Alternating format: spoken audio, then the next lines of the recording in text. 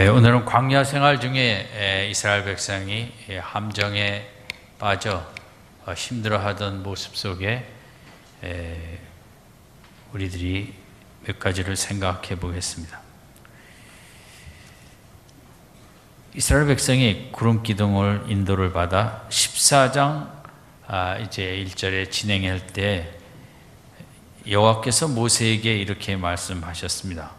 2절에 있는 대로 이스라엘 자손을 명하여 돌쳐서 바다와 믹돌 사이에 비하히롯 앞곳 바알스본 맞은편 바닷가에 장막을 치게 하라. 그러니까 하나님께서 출애굽하여 북쪽으로 가지 않고 방향이 처음부터 광야 쪽으로 행하였는데 이번에는 그 광야에서 더 바닷가 쪽으로 어떻게 보면 동남행 쪽을 향하도록 인도하셨습니다. 이스라엘 백성이 가고 싶어서 간 것은 아니고 하나님의 명령에 따라 이스라엘 백성은 바닷가 쪽에 장막을 치게 되었습니다. 그런데 3절에 보면 이제 바로가 이 모든 소식을 듣고 이스라엘 백성이 떠난 다음에 얼마나 바로는 애통해 했겠습니까? 수백만 명의 노예 일을 하던 일꾼들이 사라지고 국가적으로 말할 수 없는 심한 여러 가지 손해를 입게 됐기 때문에 10가지 재앙 속에 보내긴 했지만 마음이 너무 힘들어하던 차에 그가 들은 정보에 의하면 이스라엘 백성은 이상하게 바닷가 쪽으로 가갖고 앞은 막히고 옆은 산으로 막히고 그런 데 가서 이제 장막을 쳤다는 것입니다. 그래서 바로는 너무 이제 신이 났습니다. 다시 붙잡아 와야겠다. 그 생각만 해도 정말 너무 마음이 불편하고 어쩌다가 내가 이렇게 되었는가 할 때 다시 기회가 온 것으로 그는 즐거워하고 기뻐하고 빨리 군대를 보내서 이스라엘 백성을 도로 붙잡아 와야겠다. 그래서 3절에 보면 바로가 이스라엘 자손에 대하여 말하기를 그들이 그 땅에서 아득하여 광야에 갇힌 바 되었도다. 바로가 볼 때 이스라엘 백성은 너무 어리석은 짓을 하였습니다. 너무 바보 같은 방향을 들어갔고 다시 붙잡힐 수밖에 없는 그런 갇힌 바 된 이제 이스라엘 백성의 모습을 보게 된 것입니다. 그러면 이스라엘 백성은 아무 잘못이 없이 이렇게 함정에 빠진 것입니다. 함정은 함정에서 끝나지 않고 도로 잡혀갖고 애굽에 다시 노예로 갈 수밖에 없는 그런 함정에 기가 막힌 함정에 빠지게 된 것입니다. 그러나 우리도 마찬가지인데 이 땅을 살아가다 보면 너무 기가 막힌 함정, 다윗은 시편에서 구덩이, 웅덩이, 기가 막힌 웅덩이, 정말 어떻게 인간이 아무것도 할 수 없는 이제 웅덩이에 빠지는 우리 인생의 모습들이 살아가다 보면 만나게 됩니다.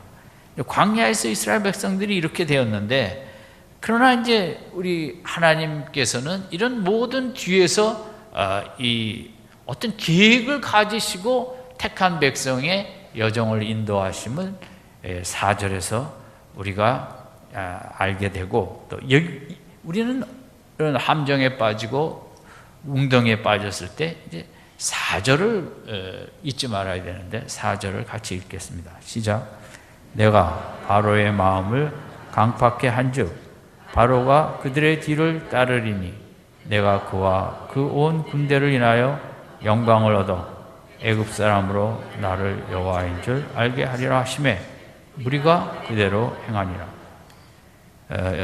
바로는 자기 생각에는 이제 이스라엘 백성이 어리석어서 내가 가서 잡아올 수 있겠다 했지만 이런 전체적인 환경을 설정하신 분은 하나님이시고 바로가 그렇게 어리석고 강팍한 마음을 갖도록 모든 상황을 뒤에서 만들어내신 분도 하나님이시라는 거죠. 그래서 내가 바로의 마음을 강팍하게 한즉 바로가 그들을 따르리니, 이제 그렇게 따름으로 나중에 결국 홍해 바다에 다 빠져 죽게 하는데, 하나님의 목적은 내가 그와 그 온 군대를 인하여 영광을 얻어 애굽 사람으로 나를 여호와인 줄 알게 하겠다. 하나님의 영광을 받으실 계획이 있다는 것입니다. 우리가 함정에 빠지고 우리가 기가 막힌 웅덩이에 빠졌을 때 이 부분이 중요합니다.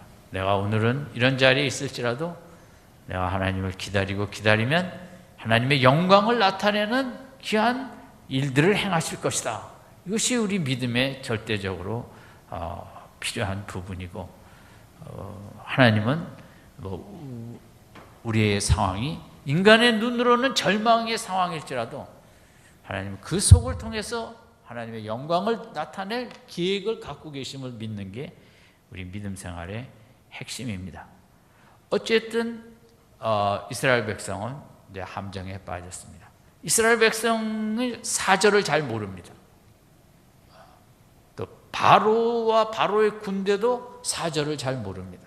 눈에 보이는 대로 이성대로 그들은 판단하고 계획을 짜기 때문에 한쪽은 광야에 갇혀서 꼼짝없이 갇혔는데, 이제 바로의 군대까지 자기들을 잡으러 오는 이런 절망 앞에 이스라엘 백성은 10절에서 12절까지 심히 두려워하여 지도자를 탓하고 하나님을 원망하고, 누가 구원해 달라고 했느냐, 우리가 애굽으로 돌아가겠다. 정말 있을 수 없는 원망과 불평과 비난과 죽겠다고 이제 아우성을 치는 이런 반응이 이스라엘 백성에게서 나왔고, 13절 14절은 모세의 조용히 기다리자, 하나님께서 구원을 베푸실 것이다, 하나님이 싸우실 것이다, 우리 흔들리지 말자, 우리 절망하지 말자, 이제 두 가지 반응이 나타났습니다. 똑같은 사건에 대해서 상황 속에서 이스라엘 백성은 죽겠다고, 이럴 거면 뭐하러 여기까지 끌고 나왔냐, 애굽에서 살아도 편히 살았을 것을 하는 이제 원망과 불평이고, 모세는 아니다, 하나님이 일하실 것이다, 조용히 좀 더 기다려보자. 두 가지 반응입니다. 우리가 이제 동일한 사건에 대해서도 국가적으로도 여당과 야당이 있고 극자와 극우가 있듯이 의견이 이렇게 서로 상반될 수가 있습니다. 그럼 어느 나라든 여당과 야당이 없는 나라는 없겠고, 사람의 생각으로 의견이 다를 수 있습니다. 그것은 가정에서도 남편의 생각과 아내의 생각이 다르기 때문에 우리에게 이제 의견 조절이 필요하죠. 오늘 본문도 너무너무 다른 것입니다. 한쪽은 다 죽겠다고 아우성이고, 모세는 극소수지만 모세 한 사람은 하나님이 일할 것이라는 이제 흔들림이 없는 믿음을 표현한 똑같은 사건 속에서 성경은 이럴 때가 이제 적지 않죠. 민수기 13장 14절에도 정탐꾼이 갔다 와서 10명은 우리는 메뚜기 겉에서 도무지 가나안을 공격할 수 없다, 그들은 대장부다. 그러나 2명 여호수아와 갈렙은 아니다, 저들은 우리의 밥이다, 밥. 똑같은 걸 보고서도 그렇게 상반된 이제 생각을 합니다.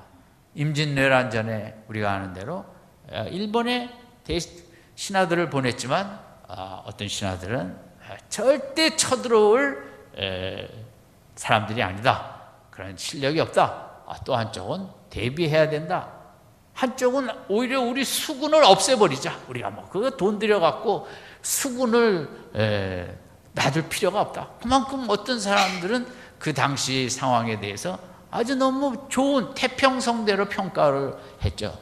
참 이제 기업도 개인도 교회도 마찬가지고 나라도 얼마나 그 동일한 사건에 대해서 이제 그 분별력 있게 청이 일어날 때 다 명나라에 가서 붙자고 했다가 우리는 병자호란에 혹독한 대가를 지불하지 않았습니까? 지금도 국가적으로 위기 때에 해야 된다, 말아야 된다, 의견은 늘 분분하죠. 이제 복을 받으려면 국가의 그런 바른 상황 해석과 바른 대처 능력이 어느 때보다 필요한 것이 오늘이기도 하죠. 어쨌든 이 이스라엘 백성이 광야에서 함정에 빠졌듯이 우리 인생이 살다 보면 함정에 안 빠지는 인생은 없습니다. 그것이 뭐 어떤 이유로든 이 기가 막힌 웅덩이 다윗이 얼마나 정말 세상에 이런 함정이 있는가 할 정도로 기가 막히다 그랬어요. 시편 40편에 기가 막힌 함정 웅덩이에 구렁이에 빠졌는데 하나님이 끌어올리셨다. 오늘 이 땅을 살아가면서 우리에게 여러 가지 함정에 빠지는데 첫 번째는 자기 자신의 부족함과 죄로 인해서 함정과 웅덩이에 빠지기도 합니다. 에스키모는 사람들은 늑대를 잡으려고 아주 예리하고 긴 칼에 동물의 피와 살을 붙여갖고 이제 얼음 속에 이렇게 꽂아 놓으면 그 피 냄새를 맡고 늑대가 와서 그 고기를 핥아 먹다가 씹어 먹다가 나중에는 그 칼이 속에 있는지 모르고 칼까지 이제 막 씹다가 혀가 이제 잘라지면서 죽는다는 것이. 그러니까 그것은 어떻게 보면 이제 뭐 본능이었겠지만 우리도 세상에 많은 적지 않은 분들이 여러 가지 그 탐욕과 정욕과 그 자신의 죄, 잘못으로 함정에 빠지는 경우도 많죠. 어떤 바닷가에는 가을, 겨울이 되면 기러기들이 많이, 갈매기들이 죽는답니다. 왜냐면 여름에 하도 이제 그 관광객들이 주는 단 건 먹다가 가을이 돼서 아무 관광객이 없는데 이렇게 바닷가에서 먹이를 찾는 게 귀찮고 맛이 변했기 때문에 관광객만 기다리다가 먹을 게 없어 죽는다. 이건 다 함정이죠. 이 땅을 살아가면서 야곱이 힘든 인생 속에 어쩔 수 없었겠지만 장자권을 형으로부터 빼앗았다가 그는 하란에서 20년 동안 삼촌 밑에 혹독한 그런 자기 꾀에 넘어가 함정에 빠져 또 힘든 시간을 지냈다고 할 수 있죠. 요나도 하나님의 뜻이 마음에 안 들어 불순종하다가 함정에 빠져 고래 뱃속에서 고생을 하게 되죠. 두 번째는 이제 연단이라는 함정이 있습니다. 꼭 자신이 잘못을 하지 않았는데 요셉처럼 하나님께서 더 깊은 믿음의 성장을 위해서 이렇게 훈련의 장소로 힘들지만 함정, 기가 막힌 함정이죠. 형들 때문에 그렇게 팔려가고 보디발의 아내로부터 누명을 뒤집어 쓰고 시대에서 그 시대라는 함정 속에 그런 것은 요셉은 잘못이 없지만 하나님께서 그렇게 그걸 허락하신 것은 또 그런 상황을 통해서 믿음의 귀한 인물을 만들기 위해서 그런 기도 하죠. 세 번째는 이제 하나님의 영광을 나타내시기 위해서 우리에게 때로 웅덩이와 함정에 빠지기도 하는데 오늘 본문도 사실은 그렇습니다. 하나님의 계획은 바닷가로 가서 홍해를 가르고 애국 군대를 초토화시키는 이제 하나님의 영광을 드러내는, 성경에서 가장 중요한 것은 인간에게 하나님의 영광을 나타내는 것이거든요. 인간이 세상 영광 쫓다가 힘들게 살기 때문에 하나님의 영광을 볼 수 있어야 이제 인간다운 인간을 살 수 있는데, 이제 하나님의 그런 계획이죠. 나사로가 다 죽게 되었는데 예수님이 사흘 동안 지체하다가 간 것은 예수님의 그 부활의 능력의 영광을 나타내기 위해서 그 죽게까지 내버려 두신 것입니다. 그러니까 하나님의 영광을 위한, 예를 들면 야이로가 딸을 살리려고 이제 예수님 앞에 와서 이제 집에 같이 가자 그랬는데 중간에 혈류병 여인이 등장을 해서 시간을 지체하는데 예수님이 혈류병 여인에게 얘기를 오래 하는 겁니다. 그동안 어떻게 고생을 했는지. 내 딸이 죽어가는데 예수님은 혈류병 여인하고 상당히 대화가 길어지는 거예요. 그 사이에 딸은 죽은 거예요. 그러나 예수님은 또 죽은 자도 살리시는 주님의 영광을 나타내는 우리에게는 그런 함정에 이렇게 맞을 때도 있죠. 네 번째는 본인 스스로가 하나님의 영광을 위해서, 믿음의 영광을 위해 자발적으로 스데반처럼 돌진하고 유대 공회의와 앞에서 거침없이 공격을 하고 다니엘 3장의 친구들처럼 그리 아니하실지라도 나는 믿음으로 하나님만을 쫓겠다고 자발적인 그 믿음의 헌신, 그래서 웅덩이에 빠지죠. 다니엘 6장도 사자굴에. 그런데 이제 하나님께서는 거기서 다 구원해 주셨죠. 그리고 다섯 번째는 이 땅 자체가 웅덩이가 많아요. 지진도 뭐 해일도 화산도. 지난주도 이탈리아에서 지진이 일어났는데 그 관광객이 많이 오는 계절이었기 때문에 도대체 지금 몇 명이 목숨을 잃었는지, 이게 몇천 명인지, 보통 시즌에 그렇게 온다니까. 근데 너무 이제 돌들이 다 부서져 갖고 또 어떻게 구조 작업도 힘들고 어떻게 너무 힘들어 하지 않습니까? 그러니까 이런 일은 왜 일어나나? 사랑의 하나님이. 그런데 그럼에도 인간을 겸손하게 하도록, 인간이 얼마나 연약한 존재이고 그러기에 구원을 받고 하나님을 믿고 이 땅에 어떤 환경 속에 일찍 떠날지라도 영원한 천국을 마련하신 또 하나님의 그런 계획. 누가 그런 피해를 입을지는 모르지만 세상에 그런 웅덩이가 많이 있는 거예요. 우리가 다 그 하나님의 뜻을 잘 알 수는 없지만 어쨌든 우리가 남의 나라에서 일어날 일일지라도 두렵고 정말 인생을 올바로 살아야겠다 이런 마음을 숙연해지는 것은 그런 교훈도 있지 않습니까? 여섯 번째는 이제 세상 가치관이라는 웅덩이에요. 우리는 오늘날 여기에 너무 많이 빠지게 되는 거예요. 물질 만능주의라는 이 세상의 가치관의 웅덩이 속에서 누구도 자기를 그렇게 사랑하기가 힘든 게 이 시대입니다. 제가 어떤 글의 제목이 나는 나를 사랑할 수 없다.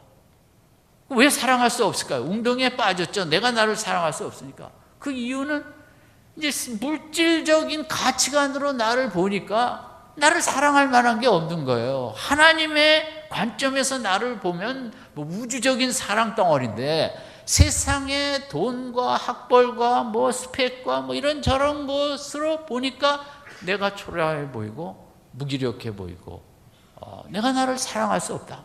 저는 그게 이제 현대인에게 너무 많고 젊은 분들은 더 요즘 힘들지 않습니까?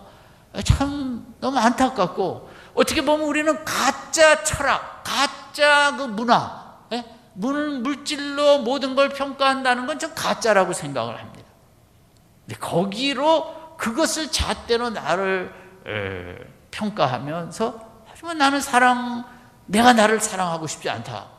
이렇게 생각하는 건 저는 웅덩이, 세상의 가짜 철학과 가짜 문화와 가짜 가치 체계의 웅덩이에 빠진 것이라고 생각합니다. 저는 하여간 이게 TV를 보면 대단히 그 성형을 많이 하나 봐요.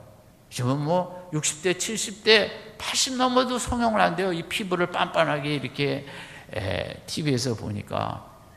그래서 근데 그 성형이 잘못 수술되면 얼마나 정말 비참한 또 그걸 맞습니까?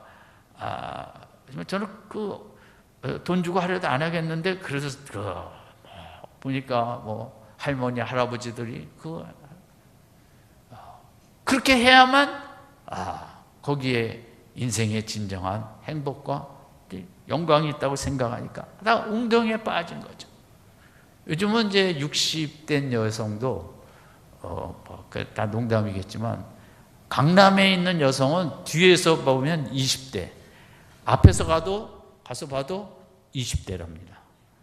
분당 정도는 뒤에서 보면 20대, 앞에서 가서 보면 40대. 이제 성형을 그만큼 강남보다는 좀 약하게 한 거죠. 동탄은 뒤에서 보면 20대, 앞에서 가서 보면 80대. 이게 가짜 웅덩이에 우리가, 아니 이렇게 눈 밑에 이런 눈덩어리가 좀 이만큼 튀어나오면 멋있잖아요. 그거 나이 든 표시고 인생의 세파를 큰 눈썹으로 막아내면 그걸 그냥 이 가짜 웅덩이 속에 그 가짜를 비교하면서 인생을 허비할 수 있는 거거든요. 7번째는 이제 선한 일을 하다가 빠지는 웅덩이가 있어요. 이것도 기가 막힌 웅덩이에요. 예를 들면 어떤 분은 200억을 사회에 이렇게 기부했는데 세금을 200억을 내라 그랬더나 세상에 무슨 법이 하여간 그런. 그리고 또 북한은 그래요. 우리 대통령들이 과거에 이제 햇볕 정책으로 많이 도와줬잖아요. 물질도.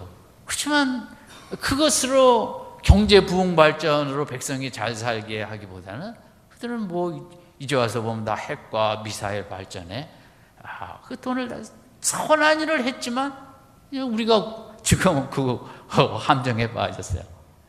또 하나는 제가 남서울교회에 있을 때도 그 김진경 박사라고 이제 와갖고 연변 과기대에서 우리 조선족들에게 도움을 주자. 그래서 그것도 잘 된 거로 알고 있어요.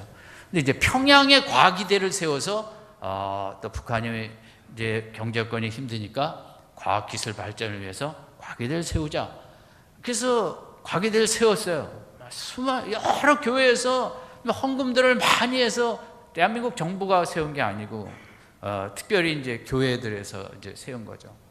제가 저희 고등학교 선배 되시는 이제 평양 출신의 인천공항 설계하신 장로님이 계신데 그분도 그 과기대를 설계를 했어요. 고향 땅에 이제 과기대를 만든데 잘해줬는데 지금 그 평양 과기대에서는 남한의 모든 인터넷 이런 거 해킹 양성소가 됐다는 거죠.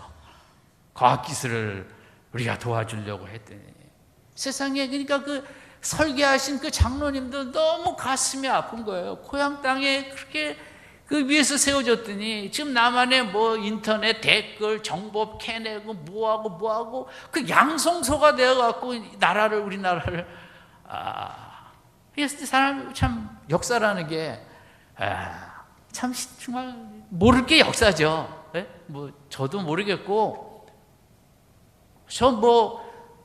북한 사람들을 전 너무 사랑하는 거 그것도 나쁜 건 아니지만 전 이제 어려서부터 이제 공산당 그 무서운 얘기만 듣고 자랐고 그런 학교도 나왔고.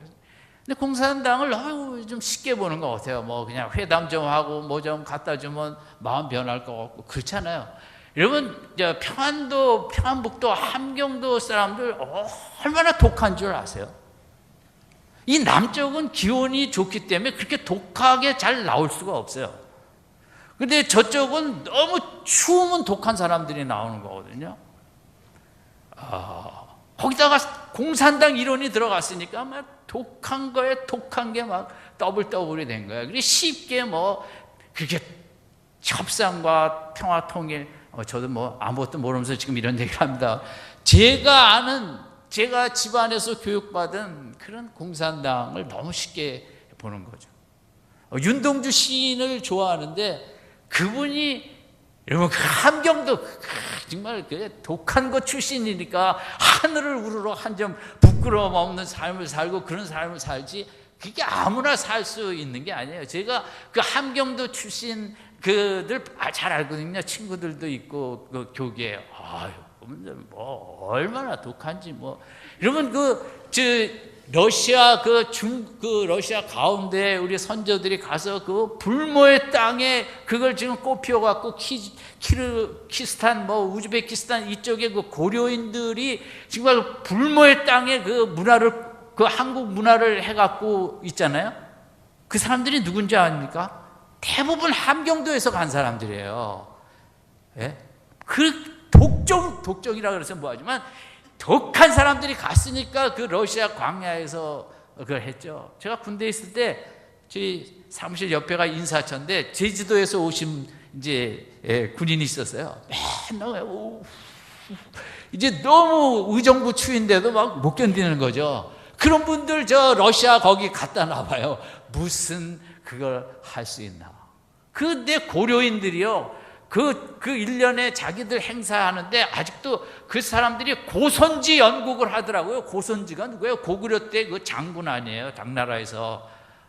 정말 대단한 사람들이었네. 그래서 누가 그 러시아 거기 가서 어떤 고려인들이길래 저렇게 정말 인간이 살 수 없는 곳에 가서 정착하고 문화를 거기서 정말 지금은 리더들이 됐잖아요. 그만큼 이국 사람 독하다는 얘기하다 거기까지 갔는데, 어쨌든 이제 함정 얘기죠. 함정을 이렇게 선한 일을 하다가도 지금 우리가 선한 일을 하다 오히려 지금 더 골치 아픈 함정에 빠져 있기도 하죠. 근데 이런 함정은 지금은 교통사고로 음주운전으로 또 뭡니까 또 졸음운전으로 여러 가지로 또 주사만을 또 쓴 거 자꾸만 쓰고 뭐하고 너무 함정이 많은 세상이에요. 그리고 제일 이제 그 물질적 만능주의의 이 함정 속에 지금은 많은 사람, 대부분 한국 우리들이 지금 우울증에 걸려 있거든요. 이 함정 속에서 10절에서 13절처럼 12절처럼 심히 두려워하고 지금 불안이 우리나라에 정말 너무 불안한 거죠. 이 초등학교 1학년을 동탄에서도 4학년 수학을 1학년 학생이 4학년, 5학년을 공부시키는 거 다 불안해서거든요. 그 많은 사람들이 다 우울증, 이런 그 함정 문화 속에 우리는 우울증 너무 무거워, 내가 어떻게 헤쳐나갈 수 없을 것 같고, 그 가짜 문화에 쏘가갖고, 철학의 가치관에 쏘아갖고 너무나 대한민국 대부분 우울증에 불안해. 또 분노하는 사람들이 너무 많은 거는 세상이 너무 안정되지 못하고 함정이 많다 보니까 이렇게 이런저런 피해가 많이 나다. 그래서 10절, 11절, 12절은 이게 남의 얘기가 아니라 오늘 이 시대에도 교회 다니는 우리들도 어쩌다 함정에 빠질 때 자칫하면 10절에서 12절 같이 분노하고 원망하고 아버지 탓하고 남편 탓하고 교회는 목사 탓하면서 서로 분열 갈등, 나라는 여당 탓 야당 탓 탓하면서 그게 어떻게 보면 인생의 모습일 것입니다. 우리가 교회 다니는 이유는 뭐냐? 13절 14절 함정에 빠졌을 때 우리가 이런 태도를 취하기 위해서 교회를 다닌다, 신앙생활한다. 목적이 13절 14절에 있는 거죠. 모세는 어떻게 반응을 했는가? 13, 14절 같이 읽죠. 시작. 모세가 백성에게 이르되 너희는 두려워 말고 가만히 서서 여호와께서 오늘날 너희를 위하여 행하시는 구원을 보라. 너희가 오늘 본 애굽 사람을 또 다시는 영원히 보지 못하리라. 여호와께서는 너희를 위하여 싸우시리니 너희는 가만히 있을지니라. 모든 사람들이 10절, 11절, 12절로 살아요. 오늘 세상 사람들이 다 그래요. 탓할 수 없어요. 인간이 약하고 환경은 힘들고 구덩이는 많고. 그러나 모세는 그렇지 않았어요. 우선 13절, 14절의 핵심은 가만히 있자는 거예요. 이럴 때 입을 다물고 있자. 대부분 우리가 뭐가 힘들면 떠들게 돼요. 그건 가정도 마찬가지예요. 가정도 아이를 분실했잖아요. 실종했잖아요. 그런 가정에 이혼이 많은 거예요. 네 탓이니 내 탓이니. 그러니까 뭐가 위기가 함정에 빠질 때 우리들이 사실 13절 14절처럼 가만히 있고 하나님이 하실 일을 기대하고 좀 기다릴 줄을 모르고 10절 11절 12절처럼 서로 욕하고 뭐하고 잘 알지도 못하면서 하나님의 사전의 계획을 모르니까 그러기도 한데, 저는 가정도 마찬가지고 교회도 마찬가지고 나라도 마찬가지고, 그냥 믿음이 부족하면 교회에서도 무슨 일 있으면 건축이든 뭐든 믿음이 없는 사람은 떠들게 돼 있어요. 좋은 소리를 떠들 수가 없는 거죠. 저는 우리들이 받아야 될 축복 중에 하나가 가만히 있는 축복. 입 다무는 힘들고 어려울 때 입을 다물고 조용히 하나님의 지금까지 행하신 일들을 기억하고, 하나님 이렇게 인도하셨구나, 내가 지금은 힘든데 오늘도 하나님은 그럼 나에게서 완전히 떠나셨나? 아니죠. 이스라엘 백성 위에는 아직도 구름 기둥이 있어요. 구름 기둥이 보이는데도, 하나님이 아직도 함께 하고 있는데도 지금 백성들은 이러는 거거든요. 우리 주위에도 마찬가지예요. 태양이 있잖아요. 하나님께서 우리에게 은혜를 주시는 태양은 오늘도 떴고, 그래서 함정에 빠졌을 때 우리는 과거에 역사하신 하나님, 오늘 나와 함께 하시는 은혜의 증거, 생각해보니 하나님이 왜 계획이 없으시겠어? 분명히 미래를 여실 거라는. 그들은 하나님의 약속을 붙잡고 따라왔어요, 여기까지. 근데 왜 약속이 여기서 끝나겠냐고요. 그러니까 조용히, 오늘 우리가 너무 스마트폰, 시간만 있으면 그 스마트폰 볼 시간에 다 끄고 좀 조용히 눈 감고 10분이라도 시간을 더 가지면 좋죠. 눈을 감으면 세상이 보인다는 거예요. 눈을 뜨고 있으니까 세상이 안 보이는 거죠. 눈을 감고, 저는 하루에 그런 시간을 좀 늘 가지려고 했죠. 아무것도 듣지도 않고 찬송가도 안 듣고 조용히 눈 감고 하나님 생각만 하는, 인생이라는 게 이렇게 해서 저렇게 가는구나.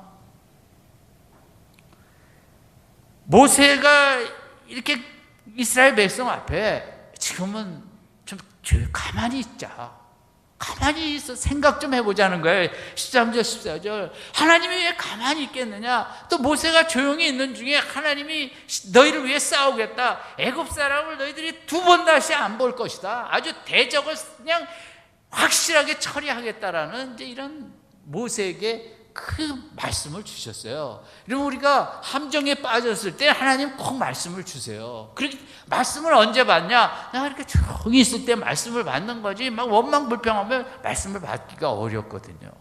그래서 하루에 우리가 적은 시간이라도 정말 조용히 눈 감고 하나님 말씀하실 거 좀 말씀해 주세요 하고 5분이라도 그런 시간을 갖는다면, 저는 이 시대에도 하나님 워낙 우리에게 말씀하시기를 원하시기 때문에 한 말씀이라도 두 말씀 더 적고 우리에게 꼭 말씀을 주실 것이거든요.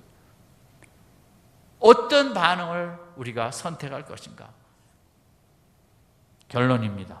시편 40편에 이런 말씀이 있는데 우리 한번 찾고 좀 성가시겠지만 시편 40편을 한번 찾겠습니다.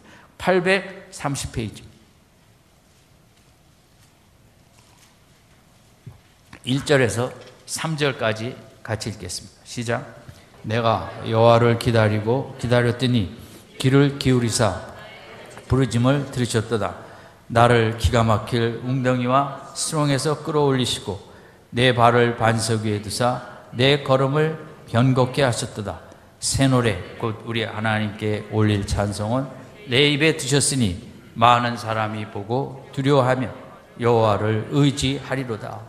웅덩이에 빠져서 다윗이 한 건 뭐냐면 40편 1절에 기다렸더니 이겁니다.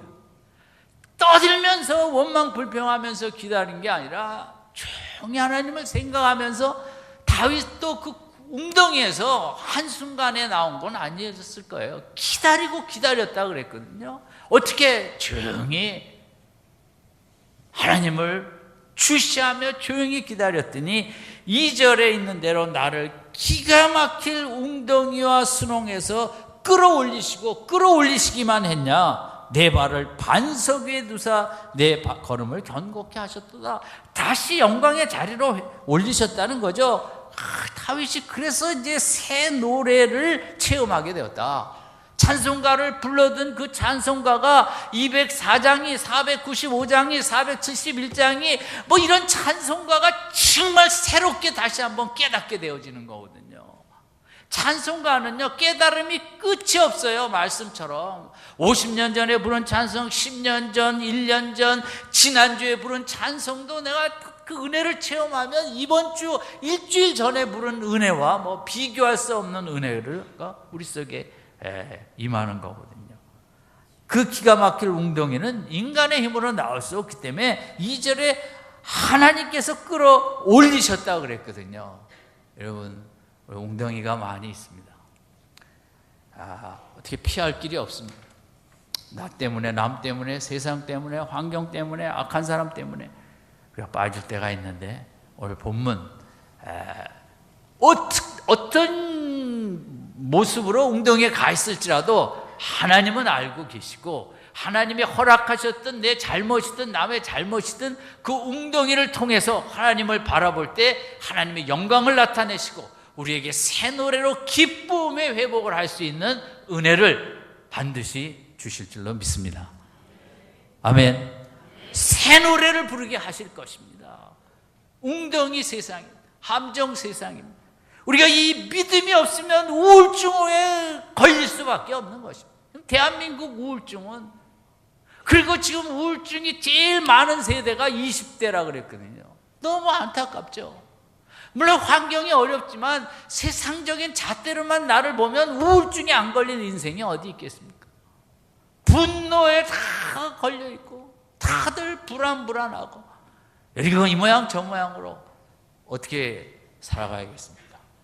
오늘 14장 13절 14절 모세의 이 믿음, 조용히 하자, 우리 잠잠히 기다리자, 하나님이 싸우실 것이다, 하나님의 구원을 행하실 것이다, 이렇게 조용히 기다리는 믿음으로 그들이 끝내 이제 홍해를 갈랐듯이 시편 40편 다윗에게 새 노래의 기쁨의 이적을 베풀었듯이 우리 남은 생에, 아니 이번 한 주간도 답답하고 힘든 그런 시간, 웅덩이에 빠졌을 때, 함정에 빠졌을 때 우리가 놀라지 마시고 너무 막 속상해하지 마시고 하나님을 깊이 조용히 바라볼 때 주께서 귀한 은혜로, 구원의 역사로 우리의 발걸음을 인도해 주실 줄로 믿습니다.